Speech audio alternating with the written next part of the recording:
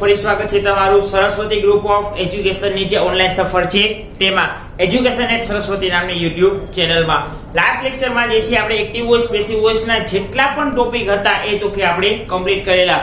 આ લેક્ચરમાં જે છે હવે તો આપણે પેરેગ્રાફ પ્રેક્ટિસ કઈ રીતે કરવી, પેસિવ વોઇસ નો જે પેરેગ્રાફ આપણને આપવામાં આવેલો હોય તો આપણે કઈ રીતે વાક્ય ઓળખવા, કયા ટોપિક માંથી કયું વાક્ય આપેલું છે, એટલે કે આપણે type number 1, type number 2, type number 3 અને ટાઈપ નંબર 4 એ ઉપરાંત પ્રેઝન્ટ પાર્ટિસિપલ અને લેટ અને ઇમ્પેરેટિવ સેન્ટેન્સીસ એટલે કે આજ્ઞાત વાક્યો, આ 3 કે 4 ટોપિક એવા હતા જેને આપણે સેપરેટલી જોયા હતા કે જે કોમ્પિટિટિવ એક્ઝામિનેશન્સમાં પૂછાતા હોય છે.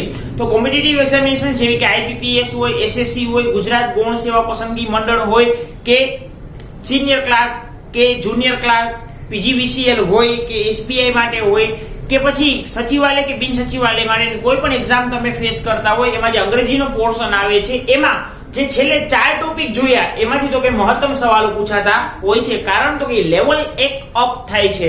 હવે તો કે આજે આપણે જોવાનું છે ભાઈ કોઈ પણ પેરેગ્રાફ જ્યારે આપણે પરીક્ષામાં પૂછાશે તો પેરેગ્રાફ કઈ રીતે રીડ કરવો, એને વાક્યને કઈ રીતે સેપરેટ કરવા અને વાક્ય કયા ટોપિકનું છે, એમાં કર્તા, કર્મ અને ક્રિયાપદ કઈ રીતે આપેલું છે એ જોવાનું. અને બીજું આપણે આવો જ એક સેમ ટોપિક આવે છે ડુ-એસ ડાયરેક્ટેડમાં ચેન્જ ધ ટેન્સ. હવે ચેન્જ ધ ટેન્સ અને ચેન્જ ધ વોઇસ આ બે પેરેગ્રાફમાં સેપરેટ એડિંગ નહીં આપ્યા હોય કે ભાઈ 49 નંબરનો પ્રશ્ન છે સેક્શન ડી માં ઈ ચેન્જ ધ વોઇસ નો છે, 50 નંબરનો પ્રશ્ન જે છે ચેન્જ ધ ટેન્સ નો છે. અત્યાર સુધી બોર્ડની પેટર્ન તમે જુઓ છો તો પહેલો પ્રશ્ન હંમેશા પેસિવ વોઇસ નો જ હોય છે અને બીજો પેરેગ્રાફ ચેન્જ ધ ટેન્સ નો હોય છે. છતાં પણ તો કે આ બોર્ડ છે, બોર્ડનું કઈ નક્કી હોય નહીં, બરાબર. તો ક્યારે કયો પેરેગ્રાફ પ્રથમ તમને આપવામાં આવશે તો તમને ઓળખતા આવડવું જોઈએ કે ભાઈ આ પેરેગ્રાફમાં વોઇસ ચેન્જ કરવાનો છે અને આમાં જે છે તો કે ટેન્સ ચેન્જ કરવાનો છે. હવે જો ચેન્જ ટેન્સ કરવાનો હોય એમાં એક બહુ વસ્તુ સિમ્પલ હતી, શું કે ભાઈ પેરેગ્રાફનું જે સ્ટાર્ટિંગ હોય, જેમ કે અહીંયા છે we use money to buy things, આપણે રૂપિયાનો ઉપયોગ કરીએ છીએ ચીજો ખરીદવા માટે. તો કરતા જે શરૂઆત થઈ હોય વી એ જ સ્ટાર્ટ લાઈક ધીસ માં કોમન હોય. જો તમને ખ્યાલ ન પડતો હોય તો આપણે અગાઉના જે લેક્ચર્સ ગયેલા છે ડુ-એસ ડાયરેક્ટેડમાં ચેન્જ ધ ટેન્સના, એના પ્રેક્ટિસ પેરેગ્રાફના જેટલા પણ લેક્ચર છે એ બધા એક વખત રિવાઇન્ડ કરી લેવા. ચેન્જ ધ વોઇસમાં શું થશે, ચેન્જ ધ વોઇસમાં જે શબ્દથી પેરેગ્રાફની શરૂઆત થઈ હશે સ્ટાર્ટ લાઈક ધીસ માં એ પેરેગ્રાફ થી હાજર એ શબ્દ હાજર હશે નહીં, એટલે કે એ શબ્દ મિસિંગ હશે. તો જોવાનું કે વાક્યમાં બીજો કોઈ એવો શબ્દ છે કે જેનો કર્તા તરીકે ઉપયોગ થયો છે. તો કે જો હું જોઈ શકું છું વી યુઝ મની, તો મની નામનો જે શબ્દ જે છે એ અહીંયા સ્ટાર્ટ લાઈક ધીસ પછી પ્રથમ આવે છે. ઇટ મીન્સ કે પહેલો શબ્દ કર્તા તરીકે વી છે એ મને સ્ટાર્ટ લાઈક ધીસ ના પહેલા વાક્યમાં ક્યાંય જોવા મળતો નથી. તો સ્વાભાવિક છે જો કર્તા જે છે વાક્યનો એ સ્ટાર્ટ લાઈક ધીસ માં પ્રથમ સ્થાને ન હોય અને પછી આપણે જોઈ લેવાનું કે મની છે તો મની નું સ્થાન કેટલામું, તો કે પહેલું, બીજું અને ત્રીજું. તો હવે અફર્મેટિવ સેન્ટેન્સીસ ની જે સેન્ટેન્સ પેટર્ન છે એ તો કે આપણે જોવાની થાય કે હકાર વાક્યમાં કર્તા, ક્રિયાપદ અને કર્મ, અધર વર્ડ્સ. તો આ કર્તા થયો, આ ક્રિયાપદ થયું અને આ થઈ ગયું કર્મ, એટલે કે એસવીઓ પેટર્ન પ્રમાણે કર્મ તો કે વાક્યની શરૂઆતમાં છે. મને એક વખત કન્ફર્મ થઈ ગયું કે આ પેસિવ વોઇસ નું વાક્ય છે. હવે બીજી રીતે કન્ફર્મ કરવા જાઉં છું, શું કે અહીંયા મને ક્રિયાપદનું કયું રૂપ આપેલું છે તો કે યુઝ એટલે કે V1. તો યાદ કરીશ કે ભાઈ V1 ક્યાં ઉપયોગ થતું હતું તો કે ટાઈપ નંબર 1 માં. ટાઈપ નંબર 1 માં જે છે જો નોંધ લખાવેલી હતી કે જો V1 ડુ કે ડઝ હોય તો એનો પેસિવ વોઇસ કરતી વખતે એમ ઇઝ આર મૂકી અને પછી જે તે ક્રિયાપદનું V3 મૂકું. હું ચેક કરું છું ભાઈ અહીંયા મને V1 મળ્યું છે તો એના સ્ટાર્ટ લાઈક ધીસ માં પેસિવ વોઇસમાં ક્રિયાપદ કયું ઉપયોગ થયું છે તો કે ઇઝ, મની એક વચન છે એટલા માટે. ચલો બીજો નિયમ પણ કન્ફર્મ થઈ ગયો. હવે તો કે ક્રિયાપદ યુઝ જે છે યુઝ ડ થઈ ગયું, V3 થઈ ગયું. તો હા, તો ફાઇનલી આ પેરેગ્રાફને મારે એક્ટિવ માંથી પેસિવ કરવાનો છે. તો હવે મારે એક વાક્યને કર્તા, ક્રિયાપદ, કર્મ ગોતવા પડશે, એના 4 ટાઈપ જોવા પડશે, કન્ફર્મ કરવું પડશે અને પછી જે છે એ તો કે મારે પેરેગ્રાફને એક્ટિવ માંથી પેસિવમાં ફેરવવાનો રહેશે. અને સાથે જ અધર વર્ડ્સ જે છે એ તો કે સાથે મારે મુલતવા પડશે, એટલે કે એને ધ્યાનમાં રાખવા પડશે. જો હું અધર વર્ડ્સમાં મિસ્ટેક કરીશ, જો મને કર્મ અને અધર વર્ડ્સમાં ખબર જ નહીં પડે તો શ્યોર છો તમે કે તમારે ભૂલ થવાની શક્યતા 110% છે. તો મારે સૌપ્રથમ કર્તા, ક્રિયાપદ અને કર્મ આ 3 વસ્તુ ચેક કરવાની રહેશે. કોઈ પણ વાક્યમાં કર્તા ચેક કરવા માટે કોણ વડે પ્રશ્ન પૂછવાનો. જે વ્યક્તિ કોણ વડે પ્રશ્ન પૂછે અને એને જે જવાબ મળશે એ તો કે તમારો કર્તા બનશે. વાક્યને બે પ્રશ્ન પૂછવાના, શું અને કોને કર્મ મેળવવા માટે. તો જો શું વડે જવાબ મળશે તો એ નિર્જીવ કર્મ હશે, અને કોને વડે પૂછશો જવાબ મળશે તો એ તમારું મળશે સજીવ કર્મ. ત્યાર પછી જોઈ લેવાનું કે ભાઈ ક્રિયાપદ શું છે. ક્રિયાપદ એટલે કે જે પદ અથવા તો કે શબ્દ ક્રિયા દર્શાવે છે એને આપણે ક્રિયાપદ કહીએ છીએ. જે તમને V1 V2 V3 V4 ચારમાંથી કોઈ પણ ફોર્મમાં આપેલું હશે, પણ એનું ટેન્શન લેવાનું નથી. ટાઈપ 1 2 3 અને 4 આ ચારે ચાર ટાઈપ જે છે તમને પરફેક્ટ આવડતા હોવા જોઈએ. અને ખાસ જે લેક્ચર નંબર 2 હતો એક્ટિવ વોઇસ પેસિવ વોઇસ નો, એમાં જે ટેબલ દોરેલું હતું એ ટેબલ આખે આખું કમ્પ્લીટલી તમને તમારા મગજમાં ડ્રો થઈ ગયેલું, એટલે કે ફિટ થઈ ગયેલું હોવું જોઈએ. સ્ટાર્ટ કરીએ છીએ આપણે પ્રથમ પેરેગ્રાફ. તો મને ઓલરેડી આપી દીધું છે કે ભાઈ મની ઇઝ યુઝડ ટુ, આ યુઝડ ટુ પછી શું છે બાય થિંગ્સ. આ પેરેગ્રાફને હવે હું કન્ટિન્યુ કરું છું, એટલે કે આ રીતે થશે મની. હકીકતે મારે પેરેગ્રાફ ક્યાંથી સ્ટાર્ટ કરવાનો છે તો કે અહીંથી, પણ હું અહીંથી સ્ટાર્ટ કરતો નથી. બોર્ડની પરીક્ષામાં પણ એમ જ હશે કે ભાઈ તમને પેરેગ્રાફ આપી દીધો હશે, પછી નીચે આવું હેડિંગ આપેલું છે સ્ટાર્ટ લાઈક ધીસ થોડાક બોલ્ડ અક્ષરમાં, અને પછી મની ઇઝ યુઝ ટુ અથવા કોઈ પણ લાઈન પહેલી લાઈન જે છે એનું પેસિવ વોઇસ કરીને આપેલું હશે. આપણે જ્યારે પેરેગ્રાફ લખીએ છીએ ત્યારે બોલ્ડ જે આપણને આપેલું છે એ લખવાનું, પછી આપણો પેરેગ્રાફ તો કે કન્ટિન્યુ કરવાનો. Money is used to buy things. ચાલો હવે આપણે ચેક કરીએ વાક્યમાં કઈ શબ્દ રહી જાય છે તો કે હા વી જે છે એ કર્તા સ્થાને છે, તો અહીંયા બાય કરી અને આપણે શું મૂકવાનું, આ પહેલું વાક્ય થઈ ગયું પૂરું. વધીએ છીએ બીજા વાક્ય તરફ. We can buy food, clothing or playthings with the help of currency notes. આ વાક્ય થોડુંક લાંબુ વધારે આપી દીધું છે. તો આમાં કર્તા જે છે ઈ કોણ છે તો કે વી. આ વી કર્તા બને છે. કેન, તો કેન માં શું આવશે મોડલ ઓક્સિલરી માં, તો ટાઈપ નંબર 4. હવે મોડલ ઓક્સિલરી હોય ત્યાર પછી ક્રિયાપદ નું કયું રૂપ આવે તો કે V1 છે, તો કે હા અવેલેબલ છે. તો કર્તા આવી ગયું, સહાયકારક આવી ગયું, મુખ્ય આવી ગયું. હવે પાછળ વધ્યું એ શું હોય અધર વર્ડ્સ અને કર્મ. તો પૈસા વડે આપણે શું ખરીદી શકીએ છીએ તો કે ફૂડ એટલે કે ખોરાક જમવાનું, ક્લોથિંગ્સ એટલે કે કપડા વસ્ત્ર, ઓર પ્લેથિંગ્સ. હવે આ જો પ્લે ક્રિયાપદ છે એ વાત 100% સાચી, પણ અહીંયા પ્લેથિંગ્સ બે શબ્દ કનેક્ટેડ છે, એટલે કે રમવાની ચીજ વસ્તુ. હવે રમવાની ચીજ વસ્તુ તો કે તમે બેટબોલ ખરીદી શકો છો, વોલીબોલ ખરીદી શકો છો, ફૂટબોલ ખરીદી શકો છો, અને અત્યારે લેટેસ્ટ આવું કાઈ નું ખરીદવું હોય જસ્ટ એક મોબાઈલ ખરીદી લ્યો, બધું એકમાં. તો પ્લેથિંગ્સ છે એ તો કે કમ્પ્લીટ બે શબ્દ જોડેલા છે, એટલે આને હું કઈ ચેન્જ કરીશ નહીં. With the help of currency notes આ મારા માટે અધર વર્ડ્સ બને છે, આને મારે વાક્યમાં છેલ્લે જ લખવાના હોય છે. મહત્વનું શું છે તો કે કર્તા, સહાયકારક ક્રિયાપદ, મુખ્ય ક્રિયાપદ અને કર્મ. તો મારું કર્મ શું છે તો કે ફૂડ, ક્લોથિંગ્સ ઓર પ્લેથિંગ્સ આ મારું બને છે કર્મ. હવે હું અહીં લખું છું કર્મને, તો સૌપ્રથમ લખીશ ફૂડ. હવે જો એક વાત અહીંયા ખાસ ધ્યાનમાં રાખવાની, અહીંયા કર્મ જે છે વાક્યની વચ્ચે આવે છે, એટલે કર્મની શરૂઆતના શબ્દનો પ્રથમ અક્ષર બીજી ABCD માં હશે. ડન. આપણે જ્યારે પ્રથમ સ્થાને લઈએ છીએ તો આલ્ફાબેટિકલ ઓર્ડર પ્રમાણે જે છે F જે છે ફૂડ નો F ઈ કેપિટલ મારે કરવો પડશે. હું અહીંયા કરું છું food comma clothings or playthings. Clothing and plaything same લાગે નહીં બોલવામાં. playthings done. કેન છે એ મોડલ ઓક્સિલરી છે, તમે ટાઈપ નંબર 4 પ્રમાણે જોઈ ગયા કે મોડલ ઓક્સિલરીમાં આપણે કોઈ પણ પ્રકારનો ફેરફાર કરતા નથી, તો કેન નું કેન રહેશે. હવે મોડલ ઓક્સિલરી ટાઈપ 4 માં આવે છે, પેસિવ વોઇસ કરવા માટે મારે કનેક્ટરનો ઉપયોગ કરવો પડશે. બી મુકાઈ ગયું. બાય છે એનું વિચરી શું થશે તો કે બોટ, તો બોટ લખીશ કેન બી બોટ. હવે હું અધર વર્ડ લખીશ કે with the help of currency notes. Boat with the help of currency notes. અહીં સી અને વાય બંને સાથે છે કરન્સી નોટ્સ. હવે બાકી શું રહ્યું, જો સહાયકારક આવી ગયું, ઓકે, કનેક્ટર ઓકે, બાય નું બોટ ઓકે, આ કર્મ છે એ આગળ આવી ગયું તો કે હા એ આવી ગયું, અધર વર્ડ આવી ગયા તો કે હા. બાકી શું રહ્યું તો કે કર્તા. કર્તા શું છે તો કે વી, તો બાય અસ આ બીજું વાક્ય કમ્પ્લીટ. હવે મારે નજર દોડાવવાની છે થર્ડ સેન્ટેન્સ પર. In olden days. Olden days એટલે કે જૂના દિવસોમાં. હવે જૂના દિવસો એટલે ઇટ ડઝન્ટ મીન કે ભાઈ આપણે 50 ના કિલો દિવસો લેવા હોય ને 6 વર્ષ પડ્યા એટલે જૂના દિવસો. જૂના દિવસો એટલે કે જૂના સમયમાં, પુરાના સમયમાં, પહેલાના સમયમાં. તો ઇન ઓલ્ડન ડેઝ મારા માટે અધર વર્ડ બને છે, હું એને જેમના તેમ રાખી દઉં છું. ઇન ઓલ્ડન ડેઝ કોમા હવે શું આપે છે? People followed barter system.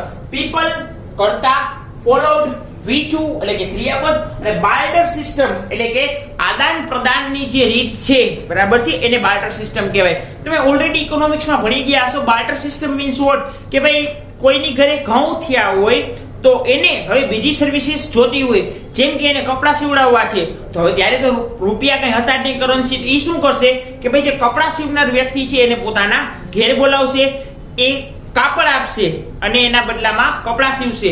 તો કપડા સીવશે તો એની મજૂરી તો કઈક ચૂકવવી પડે ને. એ શું કરશે? પોતાની પાસે રહેલો ઘઉં જે છે એનો અમુક જથ્થો એ દરજીને આપશે, તો દરજી એને ફ્રી ઓફ કોસ્ટ કપડા સીવી દેશે. પણ ફ્રી ઓફ કોસ્ટ નથી, બાર્ટર સિસ્ટમ છે. એક હાથે લે, એક હાથે દે. આ એક બાર્ટર સિસ્ટમ હતી. હવે દરજીને ઘઉં તો આવી ગયા, પણ શું ખાલી ઘઉં ખાવાથી એનું પેટ ભરાઈ જશે, રસોઈ થશે? તો કે ના, એને બીજી અમુક વસ્તુની પણ જરૂર પડવાની છે. તો હવે એની બીજી વસ્તુ જેમ કે બાજરી છે, ચોખા છે, કે તેલ છે, ઘી છે, કે ગોળ છે, તો એ શું કરશે કે દરેક ચીજોના ઉત્પાદક અલગ અલગ હતા. કે ભાઈ બાજરી, ચોખા છે, ઘઉં, અનાજ એ ખેડૂતના ઘેર એને મળી રહેશે. ઘી છે, બરાબર છે, એ પશુપાલકને ત્યાં મળી રહે. તેલ જે છે એ તો કે જે તેલ કાઢતા હોય મગફળીમાંથી ઘાંચી એમને ત્યાંથી મળી રહેશે, બરાબર છે. ગોળ છે એ ક્યાં મળશે? તો કે જે શેરડીના રસમાંથી ગોળ બનાવતા હોય એમને ત્યાં મળી રહેશે. તો દરજીએ હવે શું કરવું પડશે?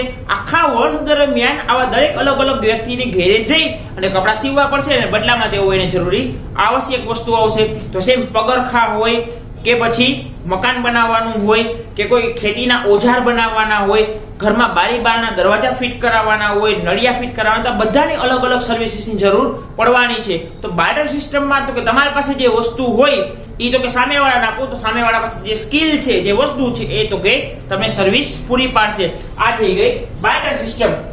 તો બાર્ટર સિસ્ટમ જે છે એ મારા માટે શું બને છે? કર્મ બને છે. તો હવે હું અહીંયા બાર્ટર સિસ્ટમ લખું છું, પણ અહીંયા વાક્ય ઓલરેડી કન્ટિન્યુ છે, ઇન ઓલ્ડન ડેઝ. તો મારે બાર્ટર સિસ્ટમ નો બી કેપિટલ કરવાનો નથી. હું આગળ વધું છું. બાર્ટર સિસ્ટમ, ચાલો હવે ક્રિયાપદનું રૂપ કયું તમને આપ્યું છે? ફોલોડ. તો ફોલોડ શેમાં આવે? તો V2. V2 એટલે કે સાદો ભૂતકાળ. તો ટાઈપ નંબર 1. તો ટાઈપ નંબર 1 માં મેં એક બીજી નોંધ લખાવેલી હતી કે જો એક્ટિવ વોઇસના વાક્યમાં V2 કે did આવે કે દેખાય, તો આપણે પેસિવ વોઇસ કરતી વખતે વોઝ અથવા વર અને એની સાથે જે તે ક્રિયાપદનું V3 મૂકવાનું રહેશે. તો મારે અહીંયા બાર્ટર સિસ્ટમ એકવચન છે કે બહુવચન એ તો કે ચેક કરવી પડશે. બાર્ટર સિસ્ટમ એકવચન છે એટલા માટે હું મૂકીશ was. Barter system was. I followed જે છે એ ઓલરેડી V2 છે, પણ એનું V3 પણ સેમ જ રહેશે. તો એનું V3 મૂકું છું. Barter system was followed by કરતા શું છે? તો કે પીપલ. તો પીપલ નું પીપલ એમનેમ. ચલો વાક્ય પૂરું. તો કે હા, ફૂલ સ્ટોપ મારી દેવાનો. ચોથું વાક્ય છે નાવડેઝ. નાવડેઝ મીન્સ કે અત્યારના દિવસોમાં, હાલમાં, વર્તમાનમાં. Nowadays people use e-card as they are easy to carry. આ વાક્ય પણ થોડુંક વધારે લાંબુ છે, એમાં વધારે અધર વર્ડ્સ આપેલા છે, તો હું હવે આઈડેન્ટિફાઈ કરીશ. નાવડેઝ મારા માટે શું બને છે? તો કે અધર વર્ડ નો એક ભાગ છે. તો સૌપ્રથમ હું નાવડેઝ ને ટેકવી દઉં છું. નાવાડેઝ. હકીકતે નાવાડેઝ બોલો તો એમ લાગે નાવાડેઝ, બરાબર છે. નાવાડેઝ people use e-card. people જે છે એ તો કે કર્તા બને છે, use જે છે ક્રિયાપદ બનશે, અને e-card જે છે એ તો કે મારા માટે કર્મ બને છે. કારણ કે લોકો શું ઉપયોગ કરે છે? તો કે e-card નો. e-card મારા માટે કર્મ બને છે. વાક્ય કન્ટિન્યુ એ છે એટલે e-card માં તો કે e જે છે હું કેપિટલ રાખીશ. એનું કારણ છે કે ઇલેક્ટ્રોનિક કાર્ડ જે છે એનું શોર્ટ ફોર્મ છે e-card. તો e-card નો e કેપિટલ રહેશે. Desk e-card. હવે અહીંયા છે યુઝ. તો યુઝ જે છે તો કે V1 છે. તો V1 ક્યાં ક્યાં ઉપયોગ થાય? તો કે ટાઈપ નંબર 1 માં. તો ટાઈપ નંબર 1 ની નોંધ નંબર પહેલી કે જો વાક્યમાં V1 do કે does દેખાય તો એમિઝાર મૂકી અને V3 કરવાનું. તો e-card જે છે એ એકવચન છે કે બહુવચન? તો e-card એકવચન છે. e-card is used જે છે એનું તો કે used by people હવે તો અધર word as they are easy to carry એ એમનું એમ રહેશે as they are easy to carry. ચલો ફૂલ સ્ટોપ. હજુ એક વખત વાક્યના પેરેગ્રાફ બધા ચેક કરી લઉં છું કે મને અહીંયા કેટલા વાક્ય આપવામાં આવ્યા હતા 1 2 3 અને 4. પેસિવ વોઇસમાં મારે 4 વાક્ય કમ્પ્લીટ થઈ ગયા તો કે 1 અહીંયા બીજું આ ત્રીજું અને આ તો કે ચોથું. કેટલા માર્ક્સ થયા 1 2 3 and 4 મીન્સ કે 4 વાક્ય મેં કમ્પ્લીટ કર્યા છે. મારાથી કે એમાં ભૂલ થઈ છે ચલો એક વખત જોઈ લઉં છું. પહેલું વાક્ય we use money to buy things તો કે money is used to buy things by us complete. We can buy food clothing or playthings with the help of currency notes. વાક્ય ચેક કરીએ food clothing or playthings can be bought with the help of currency notes by us complete છે. Third one in olden days people followed barter system. In olden days barter system was followed by people done છે. Fourth one કે nowadays people use e-card as they are easy to carry. તો nowadays e-card is used by people as they are easy to carry. તો મારો paragraph સંપૂર્ણપણે સાચો છે. હવે એક વખત પેરેગ્રાફ જોઈ લ્યો. તમારે પેરેગ્રાફ લખી લેવાનો, નીચે સ્ટાર્ટ લાઈક ધીસ જવાબ લખી લેવાનો, પછી વધીએ છીએ નેક્સ્ટ પેરેગ્રાફ માટે. હવે તો કે આપણે જોઈએ સેકન્ડ પેરેગ્રાફ. સેકન્ડ પેરેગ્રાફ છે કે who broke my new toy car. પેરેગ્રાફનું સ્ટાર્ટિંગ જે છે તો કે ક્વેશ્ચન થી કરવામાં આવ્યું છે કે કોણે મારી નવી રમકડાની કાર જે હતી એ તો કે તોડી. Mummy I do not like this old one. નાનું બાળક છે ને મમ્મીને ફરિયાદ કરે છે કે મમ્મી મને હવે જૂની કાર પસંદ નથી. You have promised me to buy a new Barbie doll. કે તમે મને પ્રોમિસ કરેલું કે તમે બાર્બી ડોલ મને ખરીદી દેશો. Fourth one when will you buy it. તમે એને ક્યારે ખરીદશો. 4 વાક્ય છે એમાંથી 2 જે છે એ ક્વેશ્ચન વાળા છે. એમાં પહેલું જે છે સાદા ભૂતકાળનું છે અને છેલ્લું જે છે તો કે સિમ્પલ મોડલ ઓક્સિલરી એટલે કે સાદા ભવિષ્યકાળ વાળું વાક્ય છે. બીજું વાક્ય છે આઈ ડુ નોટ લાઈક એટલે કે સાદો વર્તમાન કાળ અને થર્ડ વન જે છે યુ હેવ પ્રોમિસ્ડ એટલે કે ટાઈપ નંબર 3 પૂર્ણ વર્તમાન કાળ. તો તમે જોઈ શકો છો કે ભાઈ એક પેરેગ્રાફમાં 4 વાક્ય છે પણ ચારે ચાર અલગ અલગ ટોપિકમાંથી તો કે આવે છે. સ્ટાર્ટ લાઈક ધીસ શું આપ્યું છે તો કે who છે એટલે બાય whom. હવે broke છે તો broke ક્યાં આવે તો કે V2 છે ઈ સાદા ભૂતકાળમાં આવે. તો સાદા ભૂતકાળ કેમ આવતો તો કે ટાઈપ નંબર 1 માં. એમાં નોંધ નંબર બીજી કે જો વાક્યમાં did કે V2 દેખાય તો પેસિવ વોઇસ કરતી વખતે was અથવા were મૂકી અને V3 કરવાનું. તો by whom પછી તો કે was પછી તો કે કર્મ શું છે તો કે my new toy car. હવે તો કે આપણે પેરેગ્રાફ સ્ટાર્ટ કરીએ. તો પેરેગ્રાફ આ રીતે લખાશે by whom was my new toy car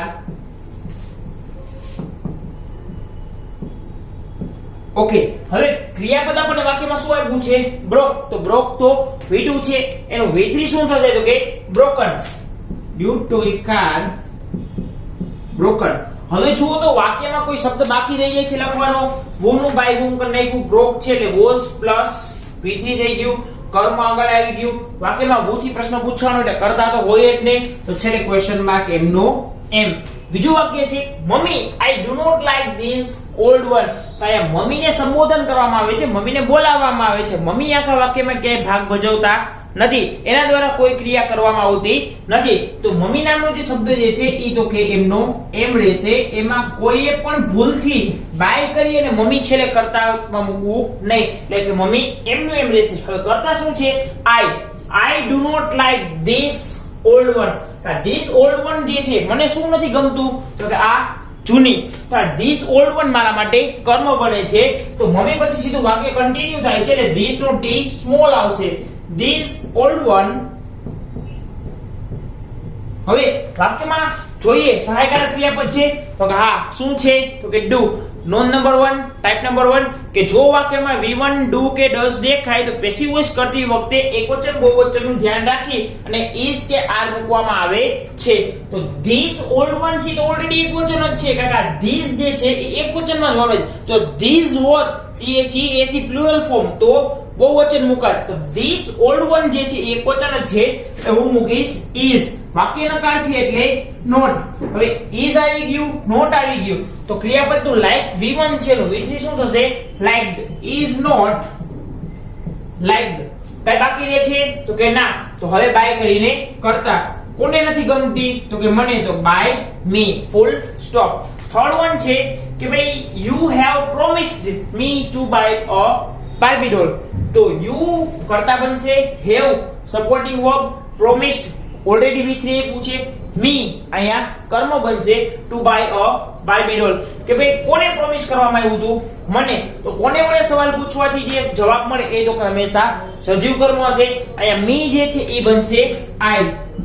હવે you have promised છે તો ટાઈપ નંબર 3 પ્રમાણે જોવા જઈએ તો કર્મ એકવચન હોય તો હેઝ મૂકવાનું, કર્મ બહુવચન હોય અથવા તો કે I હોય તો હેવ મૂકવાનું. I સાથે હેવ નું હેવ જ રહેશે. I have. કનેક્ટર તરીકે શું આવશે? been. I have been promised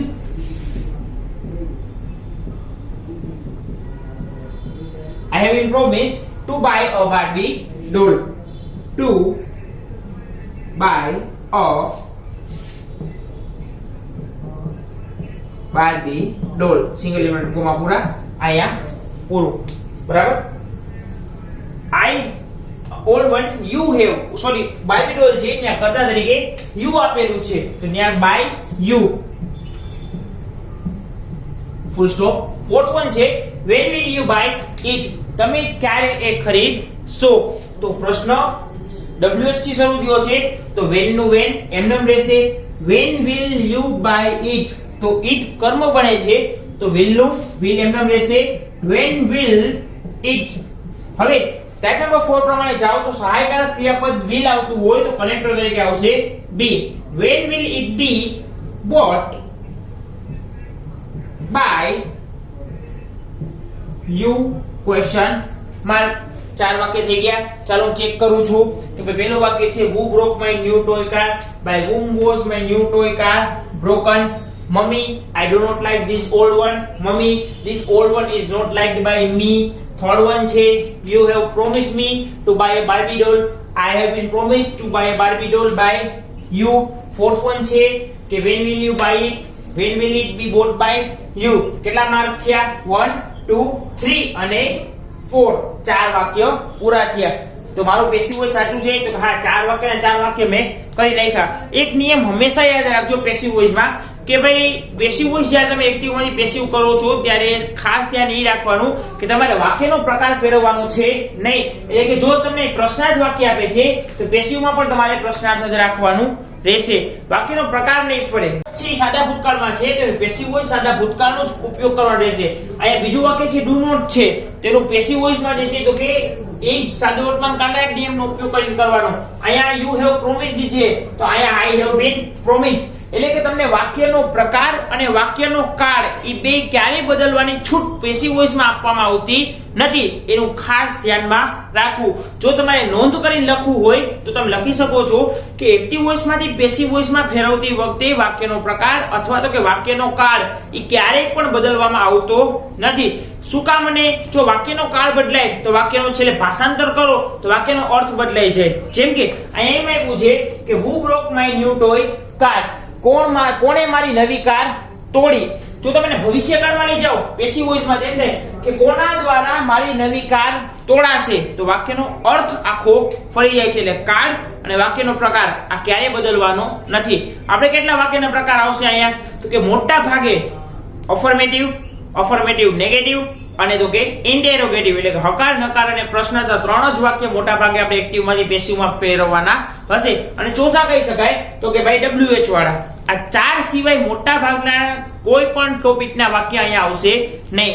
generally કયા ટોપિક આવશે? Type number 1, type number 2, type number 3 અને ટાઈપ નંબર 4. એટલે કે simple sentences, use of be, use of been અને યુઝ ઓફ બીન. આ ચાર જ ટોપિક જે છે એને તમારે પરફેક્ટ શીખવાના છે અને એના જ વાક્યો જે છે તો કે પેરેગ્રાફમાં આપણને આપેલા હશે.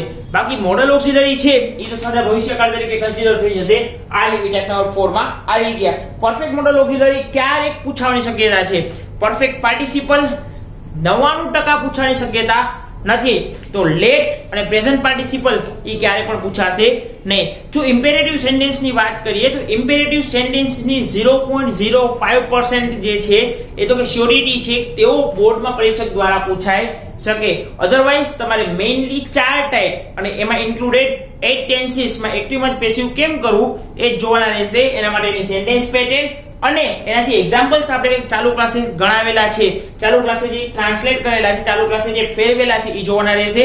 અને વધારાની એક્સરસાઇઝ જે છે તમારે સેન્ટેન્સીસ ફેરવવાની એ તો કે તમને તમારી વર્કશીટ મુજબ મળી જશે. તો મળીએ છીએ હવે નેક્સ્ટ લેક્ચરમાં. ત્યાં સુધી જય હિન્દ, જય ભારત એન્ડ વંદે માતરમ.